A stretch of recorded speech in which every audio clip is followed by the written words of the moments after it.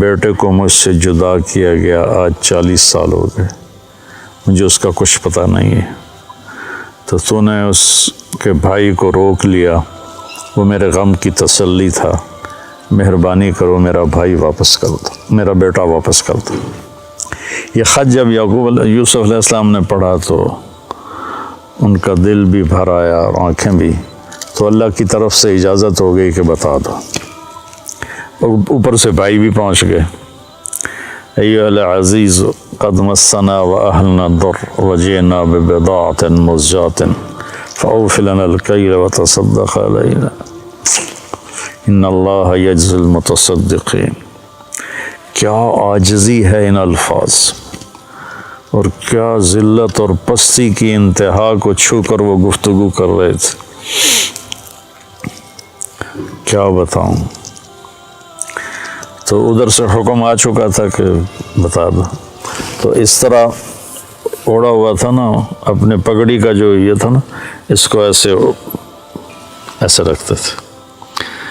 تو جب انہوں نے کہا کہ ہم یہ تھوڑی سی پونجی لائے ہیں اور ہمارے پاس ہے بھی کچھ نہیں، فقر بہت ہے، تو برائے مہربانی ہم پر صدقہ کر دیں۔ تو پھر یوسف علیہ السلام نے ایسے کیا، ایسے تھا نا،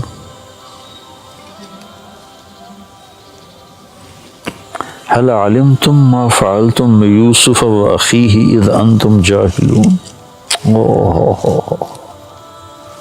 سبحان اللہ، کیا نبی کے اخلاق ہیں۔ کیا تمہیں کچھ خبر ہے جو تم سے بے خبری میں یوسف کے ساتھ کچھ تھوڑا بہت ہو گیا تھا، تھوڑا بہت، قید کاٹی 9 سال، زنا کی تہمت لگی، منڈی میں بیچے گئے، کتنی لمبی چوڑی گھاٹیوں سے گزر کر، اور ان کو اس کا سبب کون تھے؟ بھائی، ان کو کہہ رہے ہیں وہ حل وہاں بولا جاتا ہے جہاں مجھے، اس کو اردو میں کہتے ہیں آپ کو پتہ چلا، سعید بھائی آپ کو پتہ چلا، تو آپ کو پتہ چلا کا مطلب یہ ہوتا ہے کہ اس کو معلوم نہیں اور میں بتا رہا ہوں۔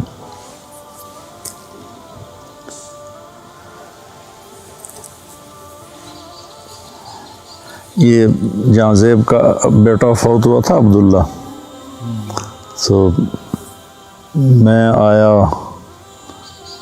رائمنڈ سے، تو علی چھوٹا سا تھا، یہاں کھیل رہا تھا، میری گاڑی اندر انٹر ہوئی تو بھاگ گیا، آپ کو پتہ چلا عبداللہ فوت ہو گیا۔ وہاں سے میں نے حل کا مطلب سیکھا کہ حل اتاک حدیث الغاشیہ، آپ کو پتہ چلا جو چھا جانے والا دن ہے وہ کیسا ہے۔ تو حل وہاں بولا جاتا ہے جہاں یہ ہو کہ بھائی مولوی حذیفہ کو جو میں بتا رہا ہوں نا اس کو معلوم نہیں، تو حل آپ کو کچھ پتہ چلا، جنہوں نے کیا ہی سارا بربادی قدم قدم پہ سازے، ان کا حل علمتم ما فعلتم، فعلا کا جو صیغہ ہے یہ غیر ارادی حرکت کے لیے ہوتا ہے، جیسے میرا یہ میں پاؤں ہل رہا ہے نا، یہ غیر ارادی حرکت ہے۔ فعلا استعمال ہوتا ہے غیر ارادی حرکت کے لیے، پھر ارادی کے لیے بھی عاملہ کا لفظ استعمال ہوتا ہے ارادتاً جو کام کیا جائے۔ تو ما فعلتم میں یہ پھر ان کے جرم کو ہلکا کیا کہ تم سے بس ایم ہی ہو گیا، تم کرنے کا کوئی ارادہ تو نہیں تھا، بلا ارادہ ہو گیا۔ اذ انتم جاہلون، وہ بھی بے خبری میں ہو گیا، تمہیں اصل میں پتہ نہیں تھا۔ حالانکہ یہاں عبارت یوں بنتی ہے قد علمتم، تمہیں خوب خبر تھی، ما ظلمتم، جو تم نے ظلم کیا، بیوسف و اخیہ، یوسف اور اس کے بھائی پر جو تم نے ظلم کیا، اذ انتم عامدون، اور تم نے جان بوجھ کے یہ سارا کچھ کیا، تم نے پوری بدنیتی کے ساتھ کیا، تو اس کا بالکل الٹ لے کر آئے حل علمتم آپ کو کچھ پتہ چلا ہی ہوگا، آپ کو تو میرے خیال میں معلوم نہیں، تو میں آپ کو بتاتا ہوں ما فعلتم، جو تھوڑا بہت یوسف کے بارے میں آپ سے ہو گیا، وَأَخِيهِ اور اس کے بھائی کے بارے میں، اذ انتم جاہلون، جو آپ نے بے خبری میں کیا، آپ کا ارادہ تو نہیں تھا۔ تو اب جو اس وقت ان کا امپریشن بنانا، اس کو جو قرآن نے بیان کیا، کمال کر دیا۔ وہ تو پہلے انہوں نے غور سے دیکھا، پھر ایک دم ان کے اندر خوف پیدا ہوا کہ یہ یوسف ہے، پھر شک پیدا ہوا کہ نہیں یوسف کہاں ہے، یہ تو مصر کا وزیر خزانہ بیٹھا ہوا ہے۔ تو شک اور خوف اور امید، یہ دو تین کیفیتیں ان کے اندر بن گئیں جو متضاد قسم کی تھی۔ ان کو جو قرآن ادا کرتا ہے، اس کے جو الفاظ ہیں، ایک تو ان تحقیق کے لیے ہوتا ہے، ان کا یہ شک کے لیے ہوتا ہے، انت یوسف خوف ہے کہ لا بھائی ہوں آیا ساڑھو تے سوٹا، یہ تو یوسف ہے۔ تو میں اس ایکسپریشن کو اپنے انداز میں جو سمجھو، میں اس کو بیان کیا کرتا ہوں، اِنَّكَ لَأَنْتَ یوسف، اِنَّكَ لَأَنْتَ یوسف۔ مجھے بڑا مزہ آتا ہے اس آیت میں کہ کس طرح اللہ نے مختلف کیفیات کو جمع کے، میں اس کو چہرے پہ لانے کی کوشش کرتا ہوں۔ اِنَّكَ لَأَنْتَ یوسف، تو نے کہا انا یوسف وہذا اخی، میں یوسف ہوں، یہ میرا بھائی ہے، قد من اللہ علینا۔ اب یہ سورہ یوسف کا خلاصہ دو لفظ ہیں، اور یہی دو لفظ پورے قرآن کا خلاصہ ہیں، پوری زندگی کا خلاصہ ہیں، اور کامیاب زندگی کا خلاصہ ہیں کہ انہ من یتقی ویصبر فإن اللہ لا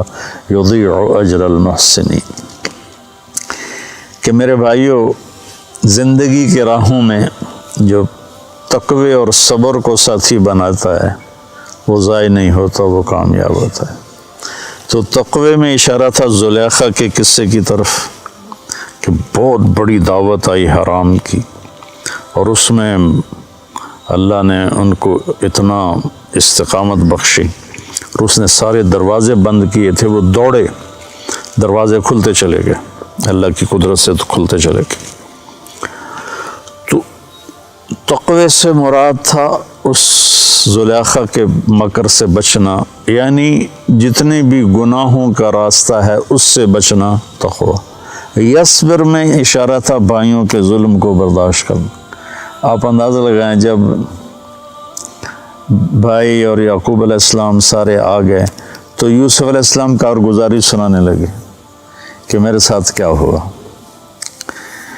تو کارگزاری شروع سے نہیں سنائی کہ بھائی سامنے تھے اور شرمندہ ہونا تھا انہوں نے۔ وَقَدْ أَحْسَنَ بِي إِذْ أَخْرَجَنِي مِنَ السِّجْنِ وَجَاءَ بِكُم مِّنَ الْبَدْوِ مِن بَعْدِ أَن نَزَغَ الشَّيْطَانُ بَيْنِي وَبَيْنَ إِخْوَتِي إِنَّ رَبِّي لَطِيفٌ لِمَا يَشَاءُ۔ ابا جی میں جیل میں چلا گیا تھا، یہاں سے کارگزاری شروع کی، مجھے انہوں نے نکالا، میں نے راستے میں مارا اور مجھے